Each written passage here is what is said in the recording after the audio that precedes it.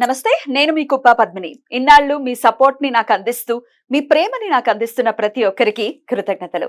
ఇప్పుడు చూడబోతున్న ఈ వీడియో కూడా ఖచ్చితంగా మీకు ఉపయోగపడుతుంది. లైక్, షేర్ అండ్ సబ్స్క్రైబ్ చేసి మీ ఇష్టాన్ని అలాగే మీ సపోర్ట్ ని నాకు అందించండి. అలాగే ఈ వీడియో పట్ల మీ అభిప్రాయాన్ని కమెంట్ సెక్షన్ లో కమెంట్ చేసి నాకు తెలియజేయండి. నమస్తే.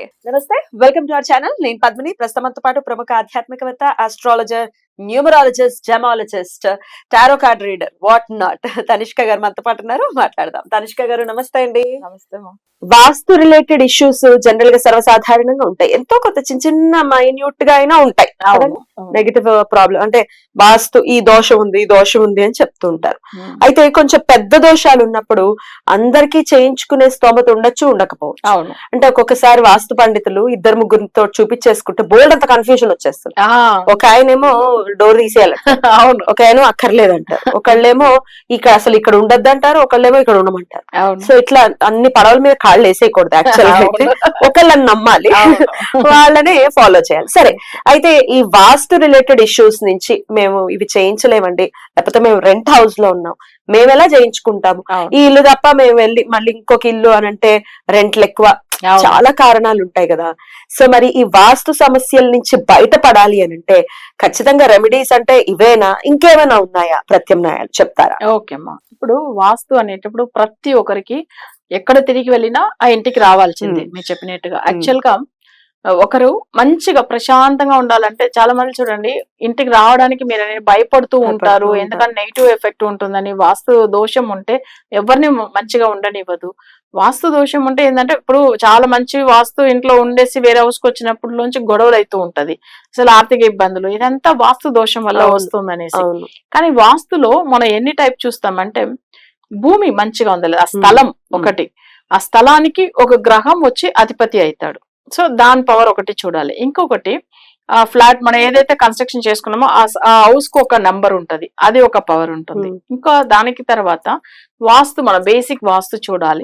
నార్త్, సౌత్, వెస్ట్, ఈస్ట్ ఇదంతా కరెక్ట్ ఉందా, నార్త్ ఈస్ట్ గానీ సౌత్ వెస్ట్ గానీ మనకు వచ్చి మేజర్ గా ఆగ్నేయం చూస్తాం, ఇది ఈశాన్యం చూస్తాము, నైరుతి చూస్తాం.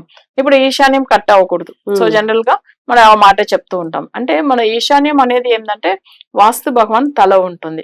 సో అది మేజర్. అందుకే మనకి ఎప్పుడైనా వాల్యూ పెరగాలంటే ఈశాన్యం చాలా బాగుండాలి అని చెప్తాం. పెరిగితే కూడా మంచిది, పెరిగితే మంచిది. సో ఇంకా వాస్తులో చాలా విషయాలు చూస్తూ ఉంటారు. ఒక వాస్తు అనేటప్పుడు చాలా మంది వాళ్ళు ఏం చేస్తారంటే వెళ్ళినప్పుడు ఇప్పుడు ఒక కన్స్ట్రక్షన్ చేసి ఆల్రెడీ కొంతమందిలో ఏంటంటే కొత్తగా కన్స్ట్రక్షన్ చేసే వాళ్ళు కూడా వాస్తు పనిని తీసుకెళ్లి చూపించే చేస్తారు. ఇప్పుడు మాక్సిమం 99% వాస్తు చూసే కడుతున్నారు, కానీ ఆ ఇంటికి వెళ్ళిన తర్వాత బాగాలేదు. సో దానికి రీజన్ వచ్చి ఆ స్థలము అంత ముందుగా నెగిటివ్ ఎఫెక్ట్ ఆ ఇంట్లో ఏమన్నా జరిగి ఉండొచ్చు ఒకటి. ఇంకొక రీజన్ ఏంటంటే వాళ్ళకి ఎవరైతే అసలు కన్స్ట్రక్షన్ చేసుకుని వెళ్తారో వాళ్ళ జాతక రీతిగా 4th హౌస్ లో మాంది ఉంటే వాళ్ళకి 100% వాస్తు ఉన్న ఇల్లు కూడా సెట్ అవ్వదు. సో అది ఒక ప్రాబ్లం ఉంటుంది. జాతక రీతిగానే కనిపెట్టవచ్చు వీళ్ళు మంచి వాస్తు ఉన్న ఇంట్లో ఉన్నారా లేదా అనేసి తెలిసిపోతుంది. సరే, మనం ఇప్పుడు మీరు అంటున్నారు మేడం, మీరు అసలు ఆన్లైన్ లో ఫోన్ లోనే చెప్తున్నారు వాస్తు బాగుందా లేదా. నేను ఇప్పుడు చూడండి డైరెక్ట్ వెళ్ళిన వాళ్ళు కూడా తప్పుగా చెప్పారు. నేను ఇక్కడ జాతకం చూసి అయితే చెప్తారు, చెప్పేసి సమస్య ఉంది అని చెప్పేసి ఎలా చెప్తారండి బాబా చూడాలి కదా. ఒక ప్రశ్న వేస్తాం, ప్రశ్నలో వాళ్ళు ఉన్న స్థలంలో నెగిటివ్ ఉందని కనిపిస్తుంది. ఇప్పుడు ఒకరికి జాతకం చూస్తాము, వాళ్ళకి ఏమైతుంది లగ్నం నుంచి 4th హౌస్ లో నవాంశ చక్రంలో నెగిటివ్ గ్రహంతో వేరే గ్రహాలు కలిసి 4th హౌస్ లో నెగిటివ్ ఉంటేనే వాళ్ళకి ఉన్న స్థలంలో నెగిటివ్ అవుతుంది అని అర్థమైపోతుంది. సో నేను ఆయనకు ప్రశ్న వేయంగానే అవే చెప్పాను, మీరు ఉన్న స్థలంలో మేజర్ ప్రాబ్లం ఉందండి, ఈ స్థలానికి ఎప్పుడు వచ్చారో ఆ నెంబర్ చూస్తే కనిపెట్టేస్తాం. స్థలం అంటే ఇల్లు కడతాము. సో ఆ వాస్తు ప్రకారం మనకు అక్కడ కనిపిస్తుంది కదా. సో అక్కడ ఏమైతుంది హౌస్ గురించి ఏంది, వాస్తు అనేది బేసిక్ వాస్తు వేరే చూస్తారు, అది ఒక సబ్జెక్ట్. జాతక రీతిగా చూసేది ఒకటి ఉంటుంది, అది కాకుండా న్యూమరాలజీ పరంగానే ఆ హౌస్ సెట్ అవుతుందా లేదని చూడాలి.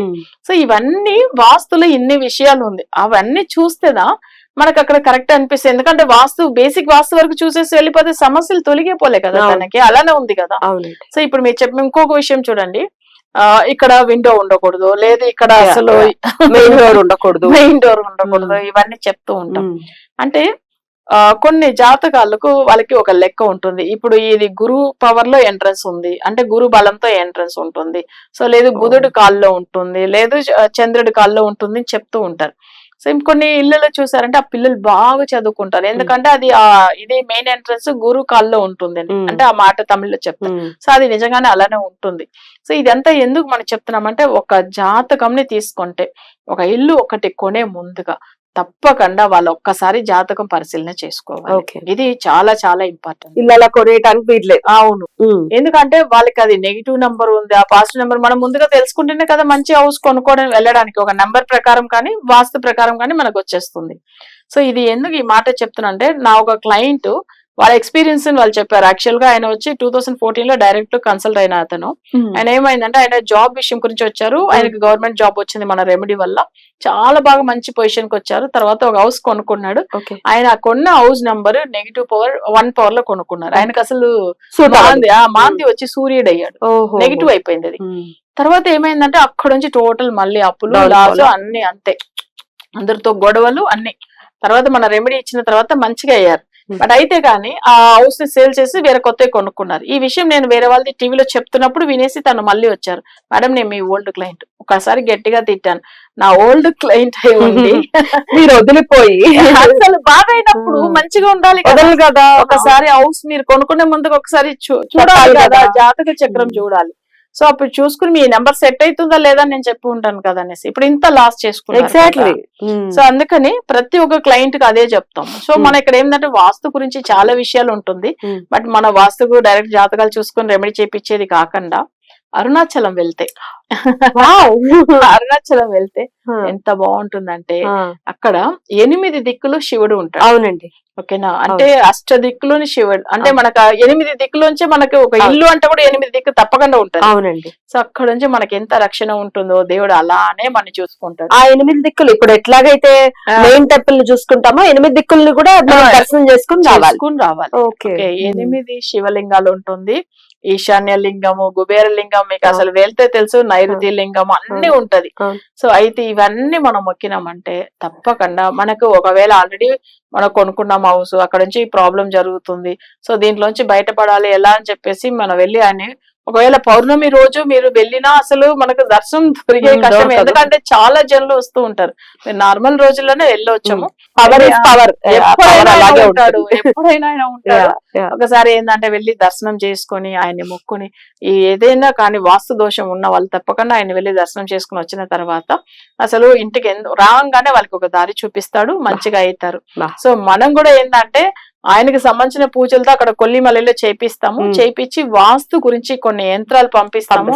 అది అసలు ఎంత మంచిగా అవుతుందంటే ఇంత ముందుగా ఒక క్లయింట్ కూడా మాట్లాడారు, 24 hours లో టెనెంట్ వచ్చారు, 2 years గా అసలు ఖాళీగా ఉన్నది మాట్లాడాం కదా. సో అది నిజం, స్వామి వారు పూజ చేసి వస్తుంది కదా. బ్యూటిఫుల్. సో అలానే తప్పకుండా మంచిగా అవుతుంది. ఎవరైనా వాస్తు దోషం ఉన్నా లేదా కొత్తగా హౌస్ కొనుక్కోవాలన్నా ఒక రకమైన భయం ఉంటుంది ఏదైనా, బట్ ఇది చూసి చేసుకోవడం మంచిది. అద్భుతం.